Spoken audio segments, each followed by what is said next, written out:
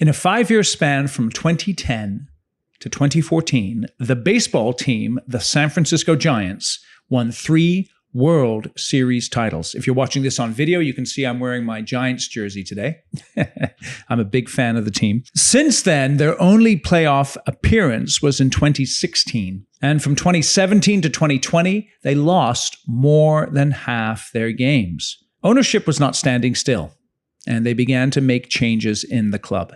In 2018, they hired Farhan Zaidi as their president of baseball operations. A very interesting hire because Farhan was the general manager of their hated rivals, the Los Angeles Dodgers, and was instrumental in some of the success that the Dodgers had enjoyed in the years in which he was involved in that organization. Now, baseball operations is the department that is behind the scenes, responsible for the quality of the player and coaching roster. And so Farhan moved slowly at first, retaining the coaching staff from the glory years of 2010 through 2014, and not making big changes with the playing roster. In fact, he was kind of hamstrung by the fact that he had some outstanding contracts that had been given out previously to players who, for the most part, were underperforming. For the 2020 season, Zaidi brought in Gabe Kapler as the on-field manager,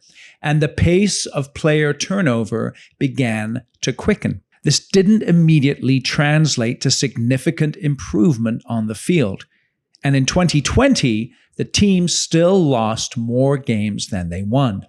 However, the vibe around the team had changed. In the world of sports, the best executives are always evaluating their roster of talent. They strive every day, season after season, to field a team of talented players that can win games and fit with the organization's vision and culture. The new on-field and off-field management for the Giants had played no part in the 3 World Series wins in 2010, 2012, and 2014. They were focused on building their own winning tradition, and to that end, they subjected the team to constant evaluation. Great construction CEOs do the same thing. They are constantly evaluating the strength of their company roster. This is Eric Anderton, and you're listening to Construction Genius, a leadership masterclass. Thomas Edison said that genius is 1% inspiration and 99% perspiration. If you're a construction leader, you know all about the perspiration, and this show is all about the 1% inspiration that you can add to your hard work to help you to improve your leadership.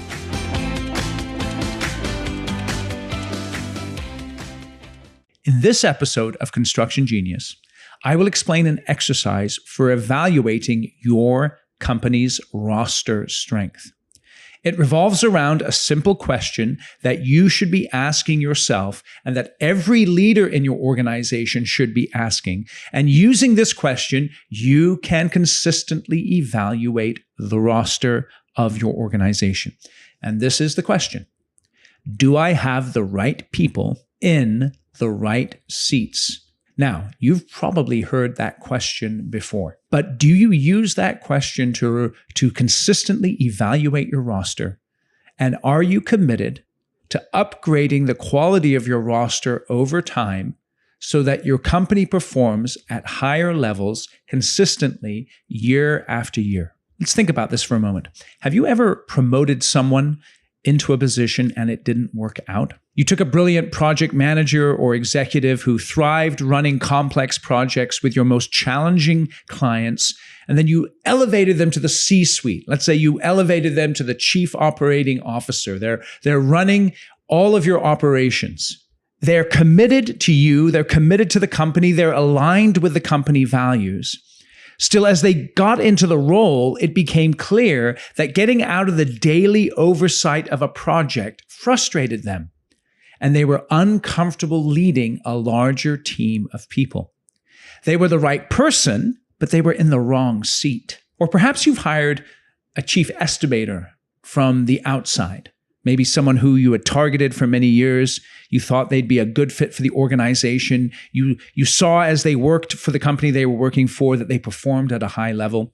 They had the technical chops that you were looking for, a strong network of relationships, and they had frankly landed some big projects. You bring them into your organization, but they never fit with your organization's collaborative culture, and they struggle to work well with the build work part of your business. So there was clashes between the get work and the build work part of the business. They were the wrong person in the right seat. So if you have the right person, they have all of the cultural pieces there, and they're aligned with your vision and values. If you have the right seat, they have all the technical competencies. And you're always driving to getting the right person in the right seat.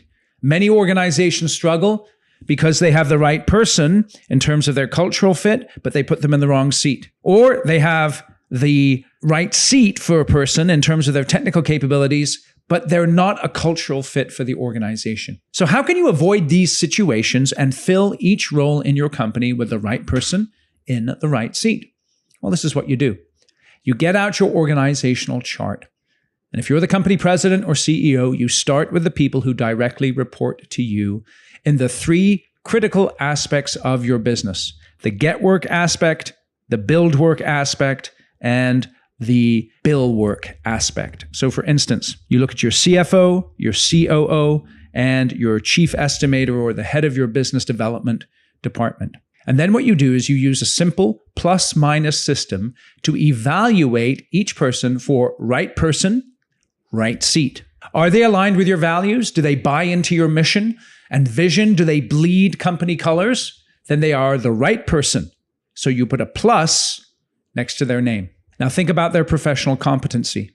Is the person able to execute their duties without getting overwhelmed and without needing hand-holding? If so, they are in the right seat. So you put another plus next to their name. Right person, right seat, plus. You get the idea. Again, this is not rocket science. You never get rocket science from me here on Construction Genius, but you do get practical tools that if you use them will have a tremendous positive impact on your company. Now, a couple of things to pay attention to as you go through this exercise. You may have some people who've been in a position for several years. They've got their duties nailed, but they're starting to get bored and stagnate. You may be in danger of losing this person to the competition, and you need to think about giving them a new seat if you need to do that. So you should put a minus next to their name if they're the right person, but in the wrong seat because they're getting bored or stagnating. The whole purpose of this exercise is to give you a big picture view of the strength and the quality of your roster and where there may be some weaknesses in terms of execution or some dangers in terms of people leaving your company, getting recruited away from by the competition. And as you go through this exercise and you see those minuses, this can lead to a series of tough decisions. Because again, keep in mind, your goal is to have every position in your company filled with plus people. And if there is a minus next to any name, then you must be willing to take action. If you have the wrong person, even if they're brilliant, you're doing them and your company a disservice by allowing them to stay in the organization. If they are not a cultural fit for your company, they are dragging your business down. And I know many construction executives who allow people who are not cultural fits for their company to stay in the company for far too long. And that has a tremendous negative impact. So if they are not a cultural fit, then you must start making plans for moving them out of the company. If you have the right person, but they are not effective or happy in their seat, then you have 3 options. So if you have the right person in the wrong seat, here are your options. Number 1, you train them. If they can learn, get them the technical and leadership training they need to execute their role. Number 2, you could demote them. Now, this is a very difficult thing to do. In fact, I tell you, I have a whole episode on demotion and how to handle that, and I'll link to it in the show notes so that you've got that. It's a very good episode to listen to. But often the kindest and most effective thing you can do is to demote someone. So let's say you've promoted that person to the COO role. They have a bunch of project managers and project executives reporting to them, but they're not doing what they really love, which is running work. You can do them a great favor by demoting them back into that role. Now, that's a tricky situation, and having promoted them, you may actually lose them. You know that happens at times. But a demotion can be the kindest thing for the person and the most effective thing for the organization. The other thing you can do if you have the right person in the wrong seat and they're in that seat where perhaps they're getting a little bored is you could promote them. Now, this can be tricky. You have someone who's earned and wants to move up. They've earned the right to move up. They want to move up, but there may be a limited number of seats in your organization. You see this in sports teams often where you have, let's say, a backlog at third base where you have, the starting candidate and then a couple of other folks who are right there in terms of being able to fill that role as well. Now, in sports, sometimes those folks get traded away. In business, we don't really do that, do we? And so you have to think seriously about your roster and ask, is there another position for this person? So how can you handle the situation where you could promote someone, but you have a limited number of seats? Well, there's multiple answers to this question. You could choose to pursue new project types or expand geographically and put that person in charge of an initiative. Or another approach that works really well is the tours of duty approach.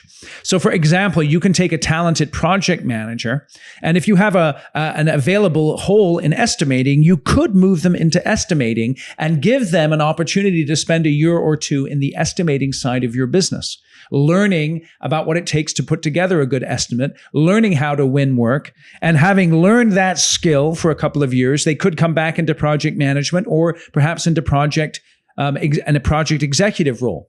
Now, this requires a long-term vision on your part, and it also requires you to communicate clearly to the folks in your organization what you're doing in terms of those career development paths.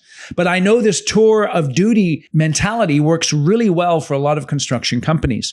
A lot of folks do it when people are younger in the business. You get project engineers and they spend a year reporting to a superintendent, a year reporting to a project manager, and maybe a year over in estimating. And they rotate through even in project management doing different types of work, whether it be public or private work. And that works very, very effectively at a lower level.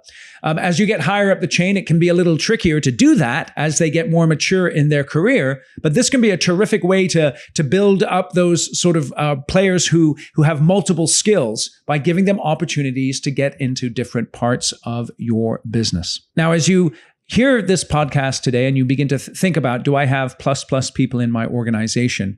You may think, I'm super busy. I don't really have time to sit down and do this roster evaluation. It's going to reveal problem areas and it's going to put more on your plate in terms of developing people, perhaps having to move people on. But it's a real mistake if you don't take the time to do this. Great sports franchises are consistently evaluating their rosters. And if you want to be a great construction company, you have to do exactly that. So whatever your title is, CEO, president, owner, you're responsible for your company's roster strength. Imitate the best sports executives and dedicate your time to evaluating your roster and ensuring that you have the right people in the right positions. Now back to the San Francisco Giants. Farhan Zaidi has aggressively sourced new talent, and they're always turning talent over and building talent in their organization to replace players whose contracts run out or who get injured. Gabe Kapler, the manager, has been developing the talent they have and holding that talent accountable for their performance. As a result, their roster is getting better and the results on the field are improving. I'm recording this in 2021 and currently they are 30 games above 500. That is to say they've won 30 more games than they've lost, and they're on pace to reach the playoffs for the first time since 2016. Their success is directly attributed to their willingness to evaluate their roster, make sure they have the right people in the right position, and make necessary changes. So let me give you some next steps here, what you can do with what I've shared with you here today. First, don't do this process alone. If you're the president or CEO of your organization, first get your executive team together to evaluate your current roster. Have each one of your executive team members evaluate the people who report directly to them. And have a good, vigorous debate around who gets a plus and who gets a minus. Sometimes they see things that you don't. Sometimes you may have an impression of someone that with some more data from the people who report to you, it can change your impression. And you as the CEO of your organization, even if you have a very large company, you should be concerned about the up and coming talent in your company, and you should have a finger on the pulse. You may not be thinking about, each project engineer every single day, but you should be thinking about Where is my next generation of talent coming from? So have them evaluate their direct reports. You can do the same thing and compare notes. Have a discussion around where you may source new talent. It could be schools, could be universities. It might be free agents. You're always looking for free agent help outside of your organization, right? From other people who work for other companies. It could even be in other industries. This is one insight that I recently discussed with one of my clients. When they're recruiting in college, on college campuses, they're not necessarily just recruiting from construction management programs, but they're looking for smart people.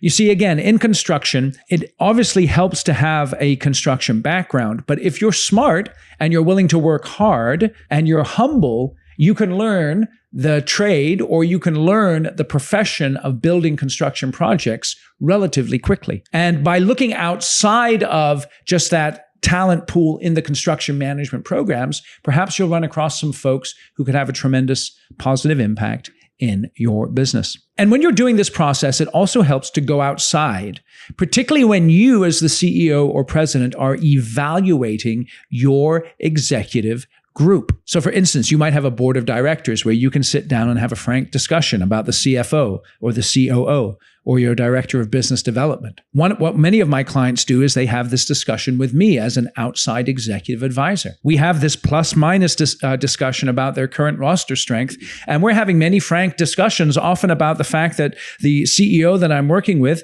he or she may be retiring in anywhere from 5 to 10 years, and they're frankly evaluating that roster of executives currently in the organization and asking, are one of these people capable of stepping into my role? And if so, what do we need to develop them in order for them to be confident when that time comes? Now, you've still got to play the games though, right? You're evaluating your roster and maybe you have a few folks who are minuses. You can't go around and fire everyone all at once. You still have to play the game. You still have to field the team. But make the commitment to evaluating the roster, and over time, and this may take quite a time, make the necessary changes. Now, in the show notes for this episode, I have a link to a roster evaluation template that I've put together, and you can just click on that link and download it. It's free. You can use that template to help you go through this process of evaluating your company roster and doing the plus minus exercise that I described in this podcast. So just click on the link in the show notes and grab that. And if you think you'd benefit from an outside sounding board to help you through this process,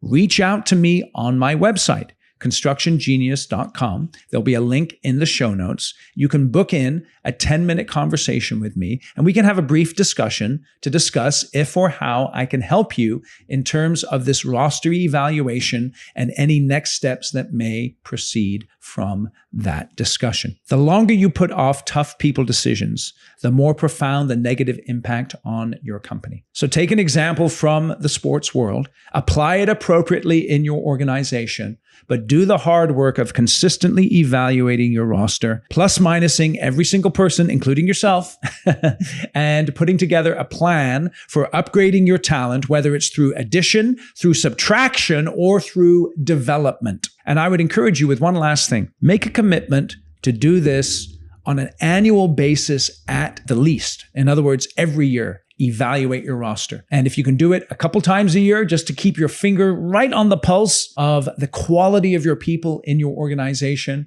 then I think you'll find that to be extremely helpful. Thank you for listening today to Construction Genius.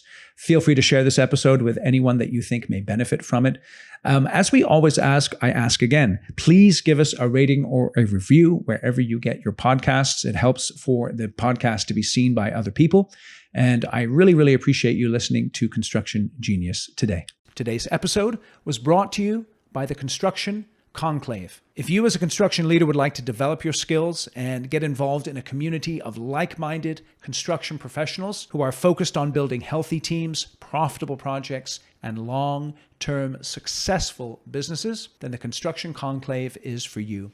It's a private, invitation-only group of construction leaders that are focused on developing their leadership skills. We do training every single month online that looks at how to become a better leader in a very practical, straightforward way. We also have other events that build community and camaraderie so that you can associate with others who are interested in developing their skills as leaders.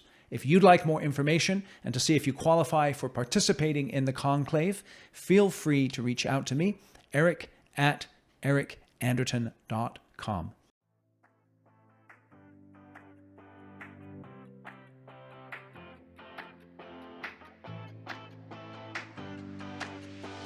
Thank you for listening to this episode of Construction Genius. Hope you found that 1% of inspiration to help you in the next few days.